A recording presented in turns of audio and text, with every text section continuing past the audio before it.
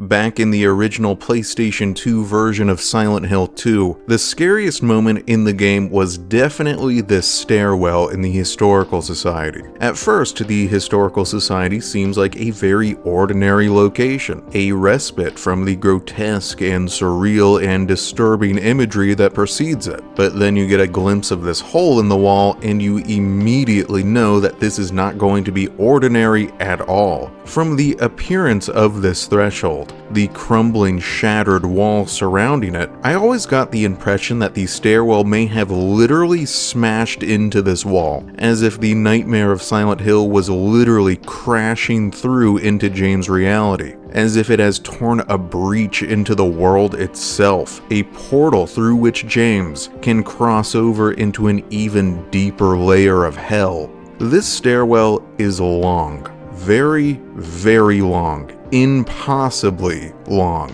This is the point in the game where reality truly begins to break down. You are no longer exploring a dilapidated and abandoned and monster-infested, but otherwise relatively ordinary American small town. Instead, you are delving into a twisted mirror of our world, where the rules of physics can be warped and broken. It is so dark inside that you cannot see the bottom, giving it the appearance of being endless. Walking down this stairwell can feel like you're being drawn down into the bowels of the earth. As you descend, you will begin to hear a strange, warped sound, like a siren or a howl, something both animal-like and industrial. It grows in volume and frequency as you descend, becoming more insistent, more intense, and more panicked. This is my favorite kind of horror. It does not rely on jump scares or grotesque monsters. Instead, it is quiet and slow and unsettling.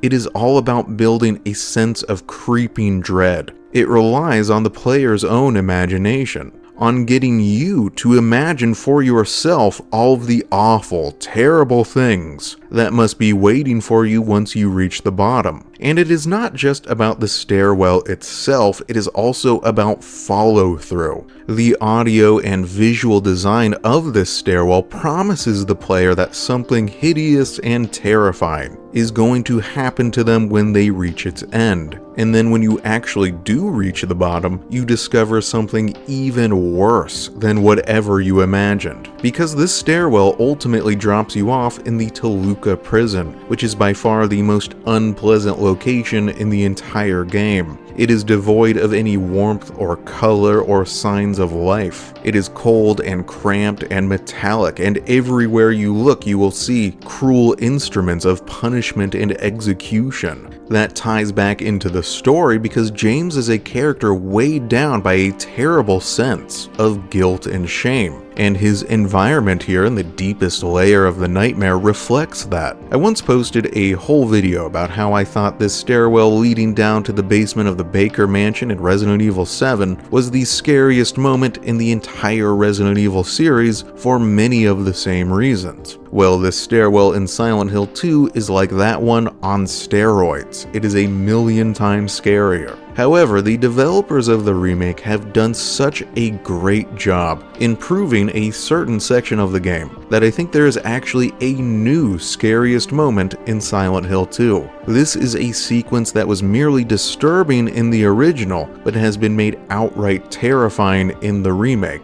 If you have played both games, you probably already have an idea of what I'm talking about. The Abstract Daddy boss fight. Okay, so this boss fight was definitely one of the more memorable moments in the original game, largely thanks to the bizarre visual design of the creature and the surrounding environment, as well as how it fit into the story, what it revealed about the character Angela's background. The Abstract Daddy looks like a big, twisted mass of flesh, vaguely in the shape of two figures lying on a mattress, one straddling the other in a position that is clearly meant to appear sexual. It almost looks like two human bodies have had their flesh literally stitched or merged, not only with each other, but with a mattress too, creating a really bizarre and disgusting chimera-like creature. But the environment may be even more disturbing. The walls and floor of the arena where you face the abstract daddy appear to be composed of rotten, mangled flesh or skin. Along the wall, you can see these holes, or maybe organic orifices, which are leaking some kind of yellow-orange slime. Inside the holes are metal pistons relentlessly pumping in and out. Again, it is clearly meant to be sexually suggestive. The purpose of this grotesque tableau is to create a visual metaphor of the sexual abuse the character Angela endured at the hands of her father, and it is undeniably effective. The visuals here should evoke feelings of disgust and distress in the player. However, with all that said, the boss fight itself was very simplistic and kind of dull. The combat back in the old Silent Hill games, like a lot of old survival horror games, was clunky and static. You stand in one place, lock onto your target, hit the action button, and then watch your character slowly bludgeon a stationary monster to death. It worked well enough for its time, but gameplay in horror games has advanced pretty dramatically since those days, becoming generally more dynamic and mobile and fluid. Anyway, while the Abstract Daddy's visual design was incredible, the actual experience of facing it in battle was very forgettable. You're locked together in a small, barren space. Maybe you slowly run in circles a little to avoid its attacks, but you probably won't need to. At this point of the game, you will be flush with healing items. You lock on, you fire your shotgun a few times, it collapses, and that's it. It is over. One of the most terrifying bosses in the series is dead before it even gets a chance to put up a fight. It always felt a bit anticlimactic to me.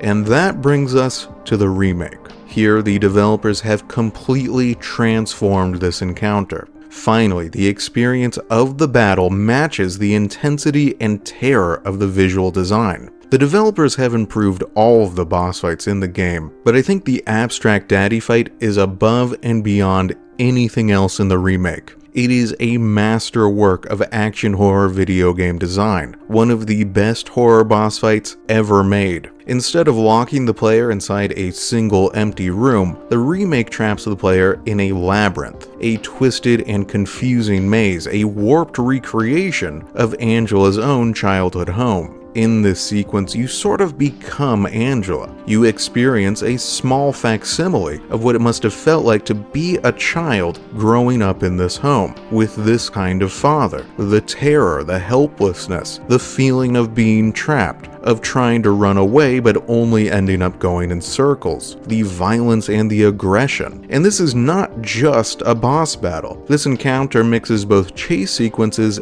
and action sequences. There are moments when the Abstract Daddy is invulnerable to your weaponry, and there is nothing you can do except run away. And other moments you cannot get away, and you have no choice but to defend yourself any way you can. As the creature rages through these twisted hallways, tearing the walls to pieces, it feels so much more powerful than before, so much more dangerous. The boss fight is no longer a single short encounter, but instead a relentless gauntlet that goes on and on and on, until you begin to wonder just how much more you will have to endure. And the developers have added two other interesting little tidbits to the confrontation, both of which reveal new things about Angela's character. The first is these closets dotted throughout the labyrinth. The opening is too small for the Abstract Daddy to squeeze through, so when you're inside one of these closets, you are safe. The sound design changes, becomes quieter, more normal. On the floor, you can find a cute little stuffed animal. It is a surprisingly pleasant oasis in the middle of the nightmare. This is exactly the sort of place a child might hide from a raging parent, where she might feel safe, at least for a little while. But of course, you cannot hide in here forever. Eventually, you have to leave the closet and face the monsters outside. Once again, the developers are attempting to give the player a tiny little piece of the emotional experience of what it would have been like to be Angela at this point in her life, and I think it's really effective.